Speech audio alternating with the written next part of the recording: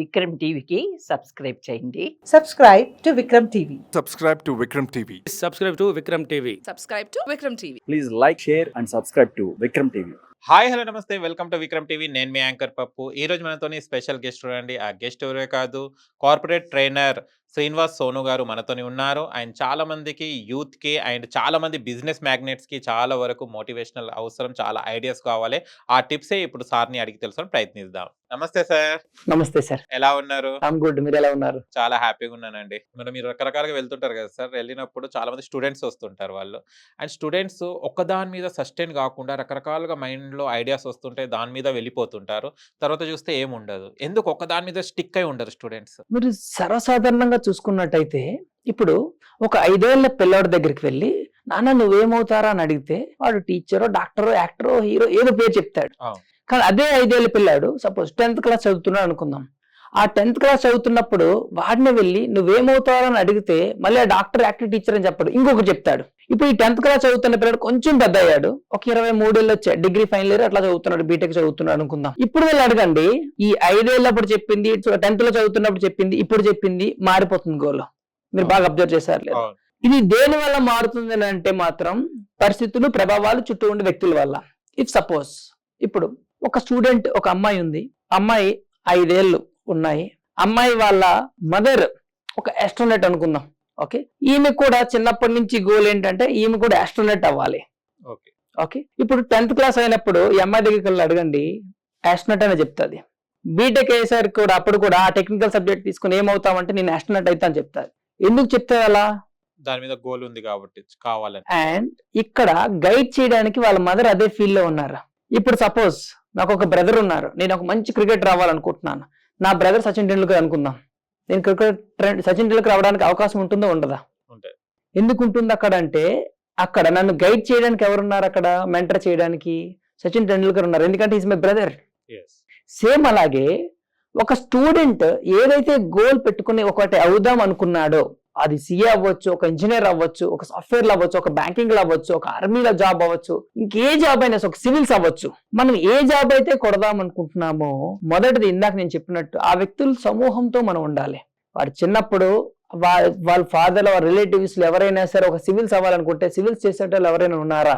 And రెండోది చుట్టూ ఉండే ప్రపంచం. అంటే ఇప్పుడు మనం చూసుకున్నట్టయితే వాడు సోషల్ మీడియాలో ఒక సివిల్స్ అవ్వాలనుకుంటే సివిల్స్ సోషల్ మీడియాలో ఫేస్బుక్ లో ఎవరిని ఫాలో అవుతున్నారు, ఇన్స్టాగ్రామ్ లో ఎవరు ఫాలో అవుతున్నారు, ఈ యూట్యూబ్ లో ఏ ఛానల్ సబ్స్క్రైబ్ చేసుకుంటున్నారు.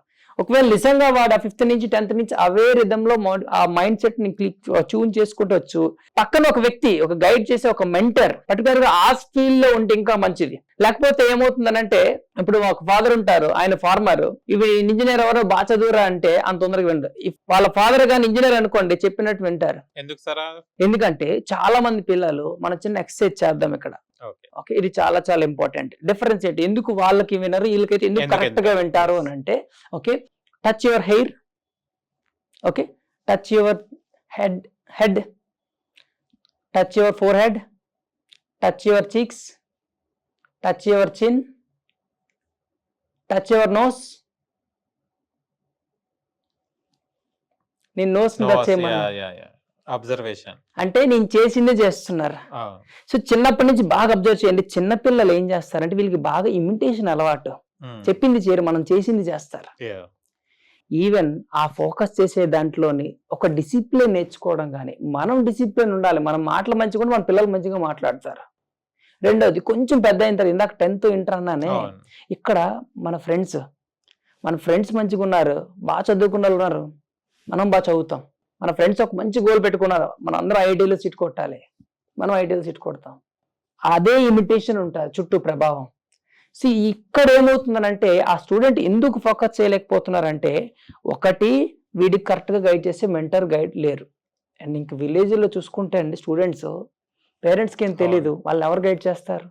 ఎవరు లేరు. అందుకోసమని ఈరోజు ఎక్కువ నేను గవర్నమెంట్ స్కూల్స్ కాలేజెస్లోని ఎక్కువ పిల్లలతో అసోసియేట్ అవుతాయి, ఎందుకంటే వాళ్ళకి కాబట్టి గైడ్ చేసేటోళ్ళు లేరు. అందుకు ఈ ఫీల్డ్ ఎంచుకోవడానికి మొట్టమొదటి కారణం అదే. వాళ్ళని ఒక మంచి మార్గంలో గైడ్ చేయాలి. ఎందుకంటే ఒకప్పుడు గవర్నమెంట్ స్కూల్లో చదువుకున్న స్టూడెంట్స్ ఎవరైతే ఉన్నారో అబ్దుల్ కలాం గారు అవ్వచ్చు, డిఫరెంట్ మంచి అక్కడి నుంచే వచ్చారు. ఎందుకంటే వీళ్ళ అసోసియేషన్ చాలా మంచిది. ఇక్కడ అసోసియేషన్ మారిపోతుంది, దానివల్ల డీవియేషన్స్ వస్తున్నాయి. ఒక దగ్గర ఉండలేకపోతున్నారు, ఒక పని చేయలేకపోతున్నారు. ఎందుకంటే అట్లా గైడ్ చేసేటోళ్ళు లేరు వాళ్ళకి.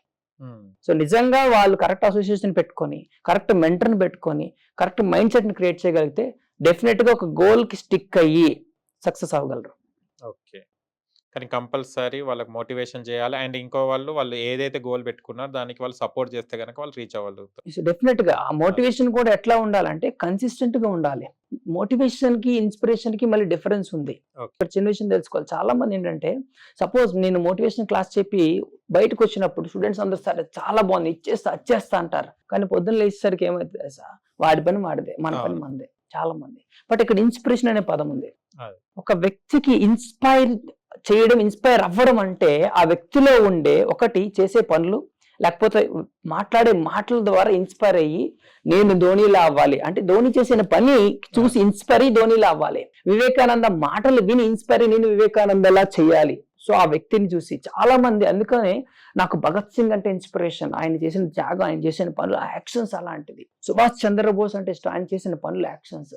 సో ఒక వ్యక్తిని ఇలా చూసుకుని ఇన్స్పైర్ చేయాలి. అందుకే స్టూడెంట్స్ కూడా మోటివేషన్ కంటే బాగా వర్క్ అయ్యేది ఇన్స్పిరేషన్. మీరు ఏమవుదాం అనుకుంటున్నారో ఆ ఫీల్డ్ లో ఒక పర్సన్ ఇన్స్పిరేషన్ గా తీసుకోవాలి. మీరు ఆ పర్సన్ యొక్క ప్రిన్సిపల్స్ ని ఫాలో అవ్వాలి. డెఫినెట్ గా అప్పుడు సక్సెస్ అవుతారు. అప్పుడు నిజంగానే స్టిక్ అయి ఉంటారు. ఎందుకంటే heroes are inspiration. Inspiration is main important. Motivation అనేది ఫర్ ఇన్స్టెన్స్ ఇప్పుడు బాహుబలి సినిమా చూసారనుకోండి మీరు, అప్పుడు యుద్ధం అవుతుంటే ప్రభాస్ అందరినీ నాతో వచ్చేది ఎవరు అంటారు. అది మోటివేషన్. ఆ యుద్ధం కంప్లీట్ చేయడానికి ఆ ఇన్స్టెన్స్ కోసం ఆ ఫైర్ రైజ్ చేస్తారు.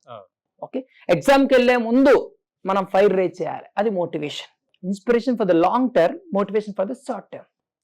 కంపల్సరీ స్టూడెంట్స్ కి ఇన్స్పిరేషన్ ఉంటేనే ఇన్స్పిరేషన్ పెట్టుకోవాలి. వాళ్ళకంటే ఒక ఇన్స్పిరేషన్ పెట్టాలి. ఓకే, డెఫినెట్ గా వాళ్ళు సక్సెస్ అవుతారు.